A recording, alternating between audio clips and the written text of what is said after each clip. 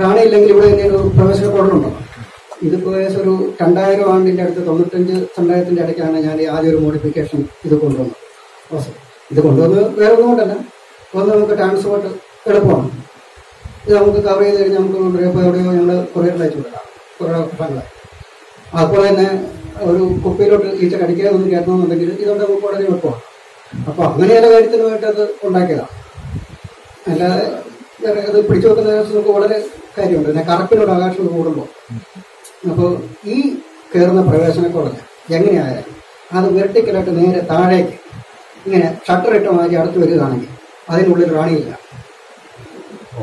പിന്നെ നമ്മൾ ആരും അഹങ്കരിക്കേണ്ട. നമ്മൾ തേനീച്ച പിടിച്ചു വെച്ച് എഴുതിയിട്ട് ഈ തേനീച്ച സെറ്റ് പിടിച്ച് നമ്മൾ വിജയിച്ച് നമ്മൾ ചാടിപ്പറയും.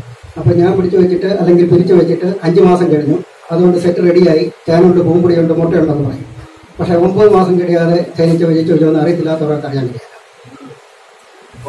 9 മാസം വരെ റാണിയിലാണ്ട് തേനീച്ചത് ഒരു കൂടുന്നുണ്ട്. എങ്ങനെ പുതിയ മുട്ട കണ്ട വിജയിച്ചെന്ന് ഒരു അർത്ഥമില്ല.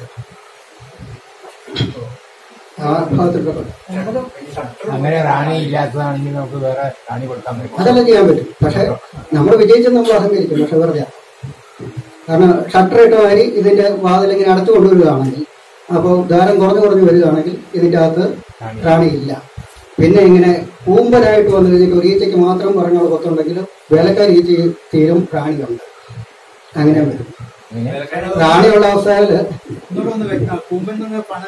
അല്ല, കുറച്ചിങ്ങനെ നമ്മളെന്താ ഒരു ചെറിയ ഇങ്ങനെ കുരുക്കുമാരി ഇങ്ങനെ ഒരു ചെറിയ ഒരു കുടൽ വരെ വന്നിട്ട് ഇങ്ങനെ അതിന്റെ ഫോട്ടോ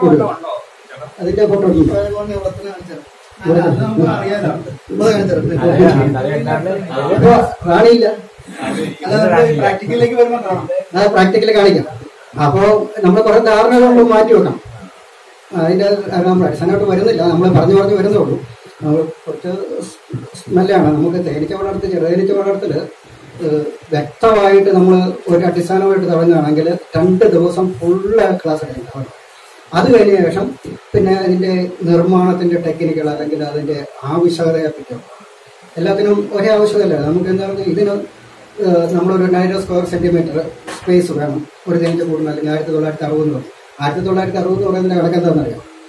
ഇല്ലിയുടെ മുട്ടിനനുസരിച്ചിട്ട് നമ്മൾ ഈ ഇതുപോലെ പെട്ടി ഉണ്ടാക്കുമ്പോൾ ഈ പെട്ടിയുടെ അളവ് നമ്മൾ 1960 എന്ന് നമ്മളെ ഹോർട്ടിക്കൾച്ചർ കമ്മീഷനൊക്കെ അവർ പറഞ്ഞു. അതിന്റെ കാര്യം, ഈ മാർക്കറ്റിൽ നിന്ന് വാങ്ങിക്കുന്ന സ്വിച്ച് ബോർഡ്, ഇതിൻ്റെ ഉള്ളിൽ വെക്കുന്ന ബോക്സ്, അത് ആ ബോർഡ് നീളം കൂടിയത് 15 അളവൊക്കെ ബോർഡ്. അപ്പോൾ അതിന്റെ അളവ്, മാർക്കറ്റിൽ കിട്ടുന്ന അളവ് ഈ 2ന്റെ കൂടെ കൂട്ടിക്കഴിഞ്ഞാൽ 2 ഇഞ്ച് എന്ന് പറഞ്ഞാൽ അതിന്റെ പുറം കറച്ചിരിക്കുന്ന പലയും കൂടെ കൂടിയിട്ട് 2 ഇഞ്ച് ഹൈറ്റ് ഉണ്ടാവും. അപ്പോൾ ആ 2 പാളിയുടെ കൂടെ ഉള്ളളവ് വരുന്നതാണ് 1960 സ്ക്വയർ സെന്റിമീറ്റർ എന്ന് പറഞ്ഞാൽ മാർക്കറ്റിൽ കിട്ടുന്ന ആവറേജ് വലിപ്പമുള്ളത്. അതുകൊണ്ടാണ് ആ വലിപ്പം എന്ന് പറഞ്ഞിരിക്കുന്നത്. ഇപ്പോൾ ഒരു ആവറേജ് ഉൾപ്പാണ് നേരെ ഉൾപ്പാണ് 350-400 ഗ്രാം ഒരു പെട്ടി എന്നുള്ള അടിസ്ഥാനപ്പെടുത്തുകയും അത് പ്രകാരം ആവറേജ് അളവാണ്. പക്ഷെ വെള്ളച്ചെറുതേനീച്ച ഇതിനകത്ത് വളർത്താനാവില്ല. അതിനാ സ്പേസ് കൂടുതലാണ്. സ്പേസ് കൂടുതലുണ്ടായെങ്കിൽ എന്ത് ചെയ്യാം, ഇത് പൂക്കൾ വളരില്ല. അല്ലെങ്കിൽ അവർക്ക് അടയ്ക്കാൻ കഴിയും. അത്രയും സ്പേസ് മാനേജ് ചെയ്യാനുള്ള ശേഷി ഇല്ലാത്തതിൻ്റെ പേരിൽ അത് നശിച്ചു പോകും. അതുകൊണ്ടാണ് നമുക്കറിയാം വെട്ടലിൻ്റെ പൊത്തില് ഇത് ഫുള്ളായിട്ട് അടയുമ്പോഴത്തേനും കയറുന്നു. അറിഞ്ഞറിഞ്ഞറിഞ്ഞ് കംപ്ലീറ്റിലുണ്ടോ? ഈ സമയത്ത് നമുക്ക് അതിന്റെ റാണി കൊടുത്താലോ? അല്ല, ആ സമയത്ത് തുറന്നു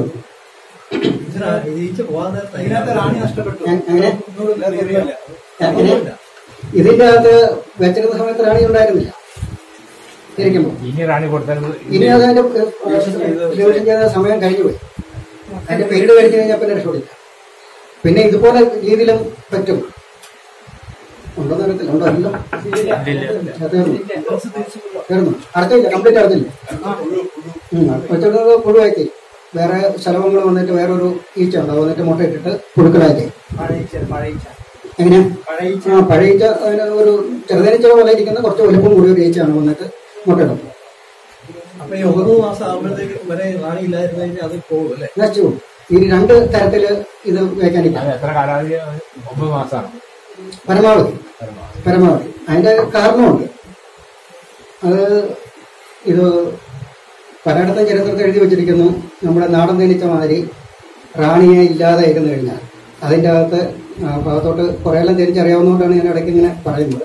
അതിൻ്റെ ശരിക്കൊന്ന് വിശദീകരിക്കേണ്ടതുണ്ട്. ഇടയ്ക്കുന്ന പല ഭാഗത്താണ് നമ്മൾ എടുക്കുന്നത്.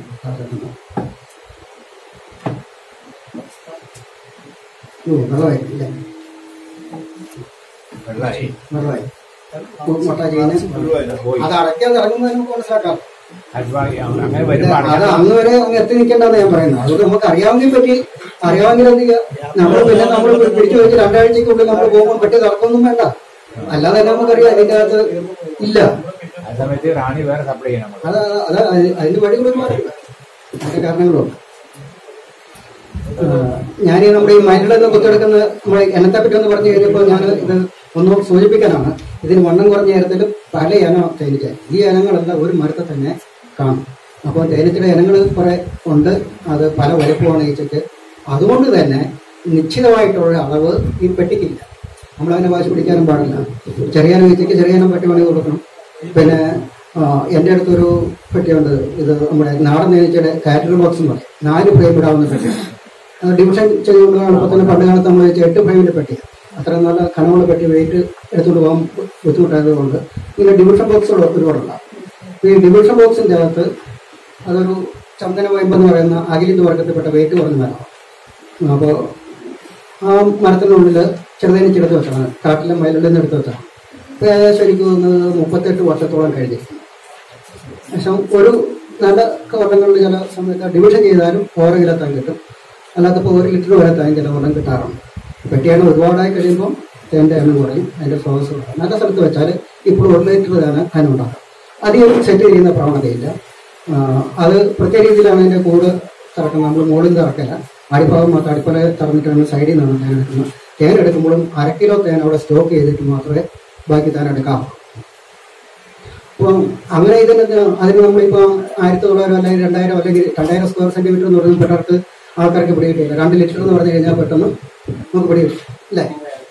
അപ്പോൾ 2 ലിറ്റർ അളവാണ് 2000 സ്ക്വയർ സെന്റിമീറ്റർ എന്ന് നോക്കാം. അങ്ങനെ ക്യൂബിക് സെന്റിമീറ്റർ ആദ്യത്തെ ഓടിയാണ്, പുറത്തല്ല. 2 ലിറ്റർ അതാണ് ആവറേജ് നമ്മൾ കാണുന്ന ഈ പെട്ടികളൊക്കെ. 2000 മുതൽ 2100 എന്ന് പറഞ്ഞാൽ 2 ലിറ്റർ 100 മില്ലി നടത്തും. മറ്റേ നേരത്തെ പറഞ്ഞ ഈ ബോർഡുകൾ ഇത് ഉണ്ടാക്കാതെ ചെറിയ വിലക്കാർ കിട്ടിയിരുന്നുകൊണ്ട് ആ അളവിൽ നമ്മൾ 1960 എന്നൊക്കെ പറയും. അത്ര ഉണ്ടാകുന്നുള്ള അതിന്റെ പരമാവധി അളവ്. ഇനി ഇത് കുറച്ച് നമുക്ക് ഡീപ്പായിട്ട് നമുക്ക് എങ്ങനെ ഇപ്പം ഒരു ഇനത്തെ പറ്റി ഒരു ബോധ്യമില്ല. ഇനി ഇതുപോലെ തന്നെ നമുക്കറിയാം, നമുക്ക് ഇത് തേനീച്ചിരിക്കുന്ന എവിടെയാണ്. പിന്നെ നമുക്ക് വാശി പിടിക്കുന്ന കാര്യം മണ്ണിലുണ്ട്. കേരളത്തിൽ കുറവാണ്, ഈർപ്പം കൂടുതലാണ്. കർണാടകത്തോട്ട് ചെന്ന് കഴിഞ്ഞാൽ ചതൽപ്പുറ്റ് മണ്ണുകളിൽ ധാരാളം ചെറുതേനീച്ചക്കൂടുണ്ട്. ഇതൊക്കെ ഒന്നാണ്. പല സ്ഥലങ്ങളിലും മഴയില്ല. ഈ ഡക്കാൻ പീഠഭൂമിയോട് ചേർന്ന് കിടക്കുന്ന സ്ഥലങ്ങളുണ്ട്. കൊസൂര്, പിന്നെ അട്ടപ്പാടി ജലഭാഗങ്ങൾ, പിന്നെ മറ്റേ അവിടെ ഡക്കാൻ പീഠഭൂമിയില്ല. പിന്നെ കുണ്ടൽപ്പെട്ട് മുതൽ അങ്ങോട്ട് ഷിമോഗ ഏരിയയിലൊക്കെ മഴ കുറവാണ്, മഴ കുറവാണ്. അവിടെ എല്ലാം ചതൽപ്പറ്റുള്ള മണ്ണുകളിൽ ധാരാളം ചെറുതേനീച്ചക്കൂടും. പിന്നെ മൺഭിത്തികളാണ് ഉണ്ടാക്കിയിട്ടുള്ളത്. വലിയ മണ്ണിന്റെ ഗോളങ്ങൾ ഉരുട്ടി വെച്ചിട്ടുള്ള ഭിത്തികൾ ഉണ്ടാക്കിയിട്ടാണ്. അതിനൊക്കെ വലിയ ഒരു അടി കനമുള്ള ഭിത്തികളാണ്. ആ 1 അടിയല്ല, ഒരു 1.5 അടിയുടെ മുകളിൽ കനമുള്ള ഭിത്തികളാണ്. അപ്പോൾ ആ ഭിത്തികളിലൊക്കെ ഈ ധാരാളം ചെറുതേനീച്ചക്കൂടും. അവിടെ കർണാടകത്തിലെ പല ഭിത്തികളും തറകൾ കൂടുതൽ ഇങ്ങനെ മണ്ണെടുത്ത് വിളിക്കുന്നത്. അതിനുള്ള പൊത്തുകളൊക്കെ ഉണ്ടാവും. അല്ല കാട്ടുകൾ ഇങ്ങനെ വെറുതെ ഇട്ട് കുറവുണ്ട്. ഇപ്പോൾ ഹൊസൂര് ഒരിക്കലും അവിടെ ഒരു ടൊമാറ്റോ ഒരു ക്ലാസ് എടുക്കാൻ പോയത് ഒരു ഇൻഫോസിസിന്റെ ഒരു ഭിത്തിയിൽ തന്നെ 100 തേനീച്ചക്കോളനി ചെറിയ സീസൺ 100 എണ്ണം ഒരു വശത്ത് മാത്രം പഴയൊരു കെട്ടിടത്തിന്റെ. അപ്പോൾ അതുപോലെ ചെറുതേനീച്ചക്കൂടുണ്ട്. അപ്പം മൺപൂത്തിലുണ്ട്, കരിങ്കല്ല് ഭിത്തിയിലുണ്ട്. ഇന്നും എനിക്ക് തോന്നുന്നു മലയഞ്ചിപ്പുറ സ്കൂളിലൂടെ ചെല്ലാമെങ്കിൽ ആ കുറേ വർഷങ്ങൾക്ക് മുമ്പ് ആ കെട്ടിടം അവിടെ ഉണ്ട്. അതിൻ്റെ അകത്ത് ചെറുതേനീച്ചുണ്ട്. ഇത് എത്ര കാലങ്ങളായിട്ടെന്ന് പറയാൻ പറ്റില്ല, ചിലപ്പോൾ നൂറ്റാണ്ടായിട്ടായിരിക്കും. അതുപോലെ ഈ ഇങ്ങനെ ധാരാളം ഇത് ഇരിക്കുന്നുണ്ട്. അതുകൊണ്ട് നിശ്ചിതമായ അളവോ അല്ലെങ്കിൽ വ്യാപ്തിയോ ഇതിനില്ല. അവരുടെ തേനീച്ചയുടെ ആവശ്യം കൂടെയാണ്. അപ്പം കല്ലിൻ്റെ പൊത്തിലുണ്ട്, PVC-ക്കുള്ളിലുണ്ട്. കുറേ വർഷം മുമ്പ് നമ്മൾ ക്ലാസ് എടുത്തുകൊണ്ടിരിക്കുകയാണ്. അന്നേരം പറഞ്ഞ ഒരാളുടെ തൊഴുത്തിൻ്റെ ഇപ്പം കന്നുകാലിയില്ല, ഇങ്ങനെ അങ്ങോട്ട് വെള്ളം സപ്ലൈ ചെയ്തതാണ്. 2 ഇഞ്ച് പൈപ്പാണ്. ഈ 2 ഇഞ്ച് പൈപ്പിൻ്റെ അകത്ത് തേനീച്ചുണ്ടെന്നുണ്ട്. കുറച്ച് വർഷമായിട്ട് കാണണം. അപ്പം പുള്ളിക്ക് അത് എടുക്കണം നടക്കില്ല. ഞാൻ പറഞ്ഞു ഇതിൻ്റെ സൗണ്ട് മുട്ടി നോക്കിയിട്ട് ഒച്ച മാറുന്നു നോക്കുക. ആ കുറേ നീളത്തിൽ കാണും. ആ നീളത്തിൽ വെച്ചിട്ട് വട്ടം മുറിക്കുക, എന്നിട്ട് എടുക്കാൻ പറ്റും. ഏകദേശം 2 കിലോ തേൻ കിട്ടി. കുറേ വർഷങ്ങളായിട്ട് ഇടുന്നതാണ്. അപ്പോൾ ഇങ്ങനെ വേർതിരിക്കുന്ന ഈ പൈപ്പ് ലൈനിനുള്ളിൽ തേനീച്ചുണ്ട്. ഇനിയിപ്പം ഇവിടെ നമ്മുടെ ഈ ജയചേച്ചിക്കൊക്കെ അറിയാം, നമ്മുടെ റൂട്ട് സെറ്റ് ഇൻസ്റ്റിറ്റ്യൂട്ടിൻ്റെ കയറുന്നിടത്ത് ഒരു ഇരുമ്പിൻ്റെ പൈപ്പുണ്ട്, ഇങ്ങനെ കൈവിൽ നടയുന്ന സ്റ്റെപ്പുകൾ കയറുന്നത്. അതിനകത്ത് ചെറുതേനീച്ചതാണ്, ഇരുമ്പ് പൈപ്പ്. ആലക്കോട് പഞ്ചായത്തിൻ്റെ റൂഫ് ചെയ്തിരിക്കുന്നതാണ് ഈ പൈപ്പ് കയറുന്നത്. അത്രയും ചൂടുള്ളിടത്ത് ഈ പൈപ്പിൻ്റെ അകത്തുണ്ട്, ടെലഫോൺ പോസ്റ്റിനുള്ളിൽ. അത് ഇത് നമുക്ക് ഒന്ന് പിന്നെ പുറമെ നമ്മൾ കൂട് വെച്ചിട്ട് ആകർഷിച്ച് ഇത് സെറ്റ് കഴിഞ്ഞ് വരുമ്പോൾ കയറുമോ, അല്ല കണിക്കൂട് വെച്ച് കയറുക. അത് കണിക്കൂട് വെച്ച് കിട്ടാൻ ഇച്ചിരി ബുദ്ധിമുട്ടാണ്. പിന്നെ ഇത് നമുക്ക് ചൂടിൻ്റെ കാര്യം പറയുമ്പോൾ ഞാൻ പലപ്പോഴും അതിശയിച്ചിട്ടുണ്ട്. ഇവിടെ ചെറുപുഴ JM UP സ്കൂൾ എന്ന് പറയും, സിംഗിൾ മാനേജറുണ്ട്. അതിൻ്റെ മാനേജറുടെ ഒരു ഗേറ്റ് ഉണ്ട്, ഒരു നിഴലുമില്ല, സൂപ്പറായിട്ട് വെയിലുണ്ട്. നമുക്ക് കൈ പിടിച്ചാൽ കൈ പോകും. ഇങ്ങനെ ഗേറ്റിൻ്റെ ആണ് 1.5 ഇഞ്ച് കമ്പി കൊണ്ടുണ്ടാക്കിയിരിക്കുന്ന, അല്ല ജെയിൽ പൈപ്പ് കൊണ്ടുണ്ടാക്കിയിരിക്കുന്ന ഗേറ്റാണ്. ആ പൈപ്പിനുള്ളിൽ വെള്ളച്ചെറുതേനീച്ച.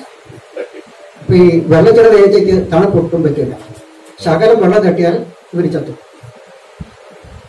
അവർക്ക് ചൂട് അത്ര പ്രശ്നമില്ല. ഇതെങ്ങനെ വിട ഉരുങ്ങാതെ ഇതിൻ്റെ അകത്ത് ഇവർ ഇരിക്കുന്നുള്ളത് പലപ്പോഴുള്ള അതിശയം. എങ്ങനെ ഉണ്ട് അത് നമ്മൾ ടെലഫോൺ പോസ്റ്റിന്റെ ഉണ്ട്. പിന്നെ നമ്മളിങ്ങനെ എന്താ നമ്മുടെ എർത്ത് പോസ്റ്റ് പൈപ്പിൽ അതിനുള്ളിലുണ്ട്, മീറ്റർ ബോക്സിനുള്ളിലുണ്ട്. അപ്പൊ ഇതിന് നിശ്ചയമായിട്ട് അളവുന്നില്ല. മൺപൈപ്പിനുള്ളിൽ നമ്മൾ നേരത്തെ പണ്ടൊക്കെ തേനീച്ചയ്ക്ക് സ്റ്റാൻഡ് നടത്തുന്ന ആദ്യകാലങ്ങളിൽ മൺപൈപ്പാണ്. അപ്പോൾ അതിൻ്റെ അകത്തൂടെ ഈ മുകളിലൊരു കുട്ടീസ് കിട്ടാണ്ട്. അപ്പൊ അതിൻ്റെ ഉള്ളിൽ ഇടവിൽ കൂടെ ഈച്ച അകത്ത് കയറിയിട്ട് ഇടയ്ക്ക് ഇങ്ങനെ മണ്ണിന്റെ മുകളിൽ നിന്ന് ഒരു മെഴുകുകൊണ്ട് ഒരു വേർതിരിച്ച ഒരു പലകയുണ്ടാകും. അപ്പൊ അതിന്റെ മുകളിലോട്ട് അവർ ജീവിക്കും. അതെ, വെള്ളത്തേനീച്ച. അപ്പം ചെള്ള ചൂടൊന്നും അതിന് ബാധിക്കില്ലെന്നുള്ളത്, തണുപ്പൊട്ടും പറ്റില്ല. അതെ, കണ്ണിലോട്ട്. അപ്പൊ ഇങ്ങനെ തേനീച്ചയുടെ അനുസരിച്ച് ഒരുപാടുണ്ട്. അതുകൊണ്ട് നമ്മൾ എന്ത് ചെയ്യുക, ഇതിന് ഇപ്പോൾ ഇന്ന രീതിയിലുള്ള മുളയ്ക്കകത്ത് നമുക്ക് തേനീച്ച വളർത്താം. മുളയ്ക്കകത്ത് വളർത്തുമ്പോൾ ഞാൻ പറയുന്നത് ഏകദേശം സ്പേസും ഏകദേശം വണ്ണം കുറഞ്ഞ മുള എടുക്കുക. പിന്നെ 2-അധികം മുട്ടകളും അധികം കൊടുക്കാതിരിക്കുക. പിന്നെ പിടിച്ചതിന് ശേഷം നമ്മൾ ഇങ്ങനെ പാരലായിട്ട് നമ്മൾ പിടിച്ചു വെച്ച് 2 ദിവസം കഴിഞ്ഞ് നമ്മൾ ഇങ്ങനെ കെട്ടി തൂക്കാതെ, ഞാൻ പറയുന്നത് ഇങ്ങനെ തൂക്കി കെട്ടി വെക്കുക. ഇരട്ട ഗുണം. അതെ, മുളയാണ് ഒറ്റക്കുള്ളതായിട്ട് വെക്കുമ്പോൾ വളർച്ച കൂടുതലാണ്.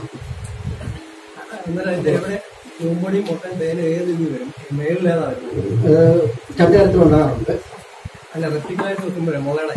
സാധാരണ മുകളിലാണ് കാണാറുണ്ട്. മുളയില തേൻ കാണാം. താഴെ ആണ് അതിന്റെ പൂമ്പൊടിയും. ആദ്യമേ കയറുന്ന സ്ഥലത്ത് പൂമ്പൊടിയാണ്. അത് ഇപ്പോൾ ഇങ്ങനെ ഒരു കൂട് നമുക്ക് എടുക്കാം. ഞങ്ങൾ ചെയ്യുമ്പോൾ തന്നെ ആദ്യം തന്നെ ഞങ്ങൾ വളരെ ശ്രദ്ധിച്ച് പറയാം. ഇവിടെ നമുക്കൊരു ഡിവിഷൻ വെക്കാം, ഇല്ലേ? ഒരു ചെറിയൊരു പീസ് ഇവിടെ ഡിവിഷൻ വെക്കാറുണ്ട്. അല്ല, പകുതിക്ക് വെക്കാം. ഇങ്ങനെ ഡിവിഷൻ ഇതിവിടെ ഉറപ്പിച്ച് വെക്കൊന്നുമില്ല. അപ്പോൾ ഈ ആദ്യം വെക്കുന്ന ഏത് കൂട് തുറന്നാൽ, ഇപ്പോൾ കൗണ്ടിന്റെ പുറത്തുണ്ട്, കൗണ്ട് കടിക്കാത്ത വളർത്തുന്ന ഒരുപാട് പേരുണ്ട്. അവരോട് പറയും കൗണ്ട് കടിക്കാൻ നല്ലതെന്ന് പറയും. ഓരോരുത്തരുടെ ശീലമാണ്. അപ്പോൾ കയറുന്ന സ്ഥലത്ത് ഫസ്റ്റിലെ അവർ വെക്കുന്നത് പൂമ്പൊടിയാണ്. രണ്ടാമതാണ് മുട്ട അതിനോട് ചേർന്നിട്ട്. ഈ പൂമ്പൊടിയോട് ചേർന്ന് ബോളങ്ങൾ അടയ്ക്കാതെ വെള്ളം കൂടെ ചേർത്തിട്ട് വെക്കാറുണ്ട്. പൂമ്പൊടി അവർക്ക് ചാരിക്കാൻ വേണ്ടിയിട്ട് ജലാംശം ശരിക്കും വെക്കാം. അതിനുശേഷം തേൻ അവർക്ക് എവിടെ വേണമെങ്കിലും വെക്കാം. ഒരു നീളമുള്ള കൗണ്ടടി ഞാൻ പ്രത്യേകം ചെയ്തിട്ടുണ്ട്, ഇടയായിട്ട് വെച്ചിട്ട്. 10 വർഷം കഴിഞ്ഞ് കഴിഞ്ഞാൽ ഒരുപാട് തേനൊന്നും കൂടുതൽ കിട്ടില്ല. പക്ഷേ ഇതിൻ്റെ തേൻ വെച്ചിരിക്കുന്ന സ്റ്റോർ ചിലപ്പോൾ 1 മീറ്റർ ആകില്ല. ഓരോ വർഷത്തെ ഓരോ സ്ഥലത്താണെങ്കിലും ഇങ്ങനെ ഗോളം കൊണ്ടിട്ട് കിട്ടിയാണെങ്കിൽ അവർ ശരിച്ചു വെച്ചു. അവർക്ക് അത്ര ഇടം കിട്ടുന്നു. അപ്പോൾ അവിടെ എവിടെയാണ് വെച്ചിട്ടുണ്ട്. അതങ്ങോട്ട് വെള്ളം ജലാംശം പറ്റിച്ച് അവർ വെച്ച് അവിടെ കേടാതെ തുടങ്ങി. അപ്പോൾ ഏത് തേനീച്ചയാണെങ്കിലും മുറിയിൽ തേനീച്ച മുതൽ പൊത്തിലിരിക്കുന്ന ഏത് തേനീച്ചയും അതിൻ്റെ പ്രവേശന നേരത്തിൻ്റെ ഏറ്റവും അടുത്തായിട്ടായിരിക്കും അവർ കൂടുകൂട്ടുക. അത്ര വലിയ പൊത്താണ്.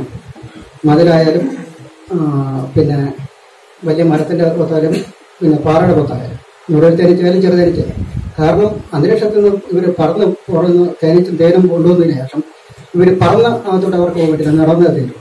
അവിടെ ഏറ്റവും അടുത്തായിട്ടായിരിക്കും ഇവരുണ്ടാക്കുന്നത്.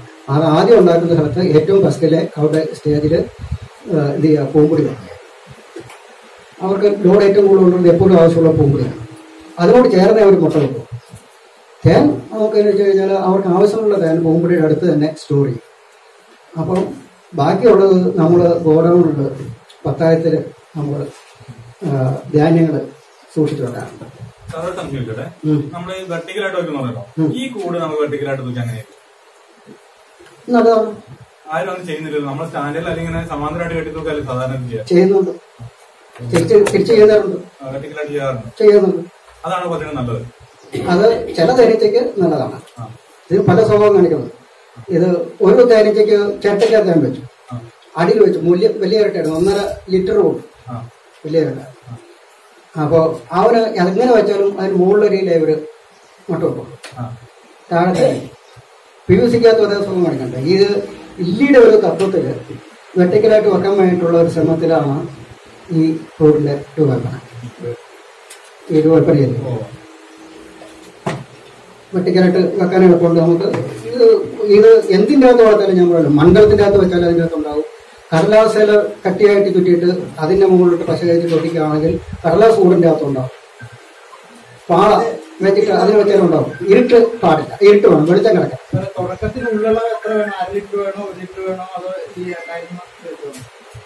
അത് ടോട്ടലാണ് നമ്മൾ ഈ സാറിന് 1900 2000 എന്ന് പറയും. നമുക്ക് തേനിന്റെ പാട്ട് നമുക്ക് കുറയ്ക്കുകയാണെങ്കിൽ നമുക്ക് അധികം പ്രാവശ്യം തേൻ എടുക്കാം. അപ്പൊ മുട്ടയിടുന്ന സ്ഥലത്ത് നമുക്ക് വേണ്ടത് 1000 1200, പരമാവധി വലിയ സെറ്റാണെങ്കിൽ 1500 ഒക്കെ മതി. സാധാ നമ്മൾ ആണ്ടുതോറും ട്യൂഷൻ ചെയ്യുന്നതാണ്.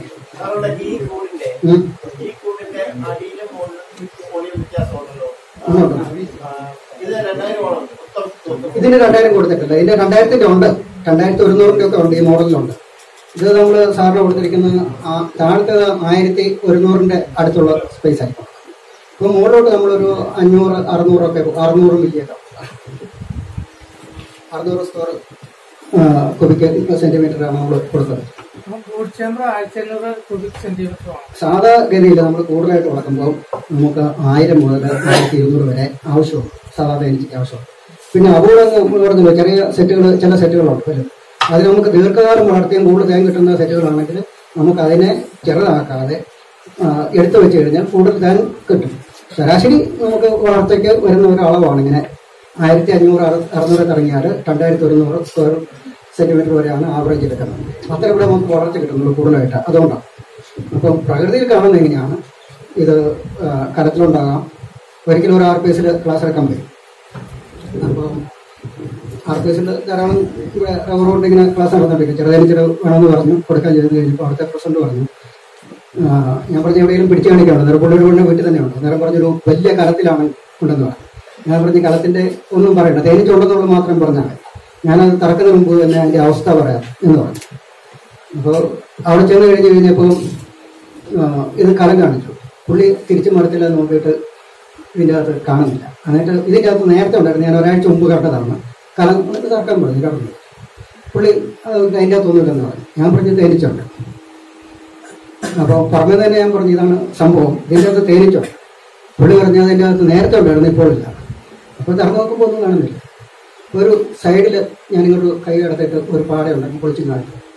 നേരെ ഒരു പാടയ്ക്കുള്ളിൽ, കാരണം അത്രയും ചെറിയ ഈച്ചയാണ്, അതിന് ആ സ്പേസ് മാത്രമേ ഉപയോഗിക്കാൻ പറ്റുള്ളൂ. ഇതുണ്ടോ, ഒരു പശ കൊണ്ടൊരു ബോർഡർ ഉണ്ടാക്കിയിട്ട് ചെറുതായിട്ട് അതിൻ്റെ ഉള്ളിലിരിക്കുകയാണ്.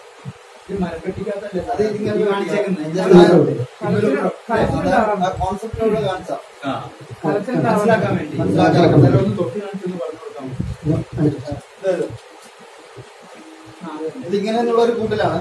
അതില് കോളനി, ചെറിയ കോളനി ആയതുകൊണ്ട് അവർക്ക് ആ ചൂട് നിലനിർത്താൻ വേണ്ടി അവരൊരു മെഴുകിന്റെ ചെറിയൊരു ആവരണി പോലെ, ഒരു പുതപ്പ് പോലെ ഒരു സംഭവം കവർ ചെയ്യിപ്പിക്കും. അപ്പൊ അത്രയും ഒരു സ്പേസിൽ അത് വളർന്നു കഴിയുമ്പോൾ അവർ ഓട്ടോമാറ്റിക് ആയിട്ട് അത് മാറ്റി പോലെയായിക്കൊണ്ട് അതാണ് വളരെ സ്ട്രെങ്ത് പറഞ്ഞ കോളനി. എന്തെങ്കിലും കാരണവശാൽ നമ്മള് ക്യൂൻസെൽ എന്തെങ്കിലും കൊടുത്ത് ഫെയിലഡ് ആയിട്ട് രണ്ടാമതൊക്കെ ആയി വരുന്നതായിട്ടാണല്ലോ. ചിലപ്പോൾ രണ്ടാമത് ക്യൂൻസെല്ലിൽ കൊടുത്തതും അങ്ങനെയൊക്കെ ആയി വരുമ്പോൾ ഈച്ച ചിലപ്പോൾ ക്ഷയിച്ച് കാണും. അപ്പൊ അവർക്ക് ആ മുട്ടയ്ക്ക് ചൂട് കൊടുക്കാൻ വേണ്ടിയിട്ടുള്ള ഈച്ച കുറവായിരിക്കും. അപ്പൊ അങ്ങനെ വരുമ്പോഴാണ് അവർ ഈ ഒരു സാധനം ഉണ്ടാക്കുന്നത്. ചില കടിക്കുമാണ് അത് കാണാറുണ്ട്.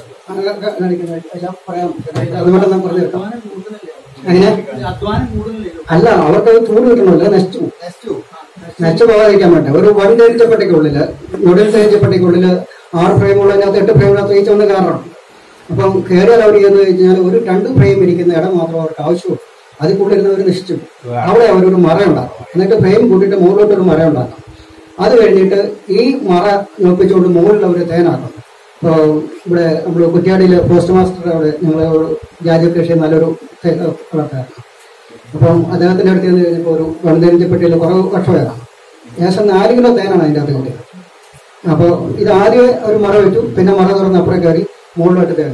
ആ തേനീച്ചയുടെ ഒരു പ്രത്യേകത എന്ന് പറഞ്ഞാൽ ഫുൾ കറുപ്പാണ്, അതിൻ്റെ മെഴുക് മുഴുവൻ കറുപ്പാണ്. ഈ കയ്യിലോട്ട് കരി പറ്റുന്ന പോലെ ഏകദേശം വേണേൽ തോന്നിക്കും, അത്രയ്ക്ക് വലിയ മുഴുത്ത ഗുണങ്ങളുള്ള തേനീച്ച. അപ്പോൾ നമ്മൾ ഈ വെള്ളച്ചെറ തേനീച്ച പറഞ്ഞല്ലോ, ഇതുപോലെ നമ്മുടെ കയ്യിൽ കുറച്ചുകൂടെ പറ്റുന്ന ഇടത്തരം തേനീച്ച തനി കറുപ്പുള്ളതാണ്. അതിൻ്റെ ഗോളങ്ങളെല്ലാം തനി കറുപ്പായിരിക്കും. മെഴുക കറുത്തതല്ല, അല്ല തേൻ കറുത്തതല്ല, വെളുത്തതല്ല, ഒരു പൂവിൻ്റെ അനുസരിച്ചിട്ട് തേനനുസരിച്ചിട്ട് കളർ മാറുന്നു. പിന്നെ മഹാഗണി കളറുള്ളതുണ്ട്, ചാര കളറുള്ളതുണ്ട്, അങ്ങനെ തവിട്ട് കളറുള്ളതുണ്ട്. ഇങ്ങനെ ഒരുപാട് ഇനത്തിൽ കാണാം, ഈച്ചകൾ ഇങ്ങനെ ഒരുപാട് ഇനത്തിൽ കാണാം. ഇനി ഇത് 2-3 കാര്യങ്ങളൊന്ന് മനസ്സിൽ, ഇതിൻ്റെ പ്രവേശനക്കുഴൽ കൊണ്ട് ഉണ്ടാകുന്ന വ്യത്യാസമാണ്. ഈ പ്രവേശനക്കുഴലിലൂടെ ഇവർ മെയിൻ്റനൻസ് ഇങ്ങനെ നടത്തിക്കൊണ്ടിരിക്കുക. പുറത്ത് പ്രതിരോധം സൃഷ്ടിച്ചുകൊണ്ടിരിക്കുകയാണെങ്കിൽ കുഴൽ നീട്ടുന്നുണ്ടെങ്കിൽ ഈ കുഴലിന് ഓക്കെയാണ്. അതിൻ്റെ അകത്ത് റാണിയുണ്ട്, ഉണ്ട്, നമ്മൾ പേടിക്കണ്ട, അതിൻ്റെ അകത്തുണ്ട്, ഇല്ലെങ്കിൽ അത് ചെയ്യില്ല. അപ്പോൾ സംഭവം മനസ്സിലാകും. ഇതിവിടെ ചെറുതായിട്ട് ഇങ്ങനെ ഒന്ന് ഇങ്ങനെ മൂടിയിട്ട് ഒരു തുളയായിട്ട് ആണെങ്കിൽ ഈച്ച പോയിട്ട് റാണി മാത്രം കാണും. റാണി മാത്രം കാണും. അവസാനം സ്റ്റേജിൽ ഈച്ചകളെ തീർന്നിട്ട് റാണി കുറെ കാലം കൂടെ ജീവിച്ചു. അത് പറ്റും. അതിൻ്റെ അകത്ത് വേറെ നമ്മൾ ബിരിയാറായ വെള്ളമുട്ട കൊടുക്കുകയാണെങ്കിൽ രക്ഷപ്പെടുത്താൻ പറ്റും. റാണി മാത്രമേ ഉള്ളൂ. അത് മുട്ടയിടയിൽ എന്തെങ്കിലും കാരണം കൊണ്ട് ഇതിന്റെ ഒരുപക്ഷെ മുട്ടയിൽ നിന്ന് പോയതാകാം, അല്ലെങ്കിൽ വേറെ ആക്രമണം കൊണ്ടാകാം. അപ്പോൾ റാണി അവർ പരമാവധി സംരക്ഷിക്കും. അവസാനം ഈച്ച തീർന്നു കഴിയുമ്പോൾ റാണി തന്നെ വരും. ഒരു കൂട്ടില് റാണി മാത്രമല്ല, വേറെ ഒരു ഈച്ചയില്ലെങ്കിൽ ബിരിയാറായ മുട്ട വെച്ച് വിജയിപ്പിക്കാം. വേറെ പട്ടി കൊടുത്താലും ആ മുട്ട ഇങ്ങനെ വിരിയണ ചൂട് ടെമ്പറേച്ചറും കിട്ടും. വേറെ ഈച്ചകൾ വേറൊരു കോളിന് ഡിവിഷൻ ചെയ്യാം. എന്നിട്ട് ഒരു ദിവസം കഴിയുമ്പോൾ ഈ റാണിയെ എടുത്തിട്ട് അതിന് നേരിട്ട് ഇറക്കി എടുത്തിട്ട് ഒന്നും ചെയ്യാം. സക്സസ് ആവും, 100% സക്സസ് ആണ്. ഇനിയിപ്പോ നമുക്ക് ഒന്ന് പറയാനുള്ളത് എന്ന് വെച്ച് കഴിഞ്ഞാൽ, നമ്മൾ കൂട് തുറന്നു കഴിഞ്ഞാൽ ഇപ്പം പുതിയ ആൾക്കാർക്ക് നമുക്ക് കുറച്ച് സ്ലോ ആയി പോകുന്നത്, നമുക്ക് കുറച്ച് സ്പീഡാക്കാം. പലതരത്തിലുള്ള മുട്ട കാണാറുണ്ട്. ഒന്ന് തവിട്ട കളറുള്ളത്, ഒന്ന് വെള്ള കളറുള്ളത്. അപ്പൊ ഈ ബ്രൗൺ ചുവപ്പുള്ള മഹാഗണി കളറുള്ളതിന് അതേപോലെ വെള്ളയായിരിക്കില്ല. ഇതിന് നമുക്ക് അറിയാം, 2 കളർ കാണാം, ഇല്ലേ? മുകളിലത്തെ കുറെ വെള്ള കളർ കൂടിയത്, താഴെ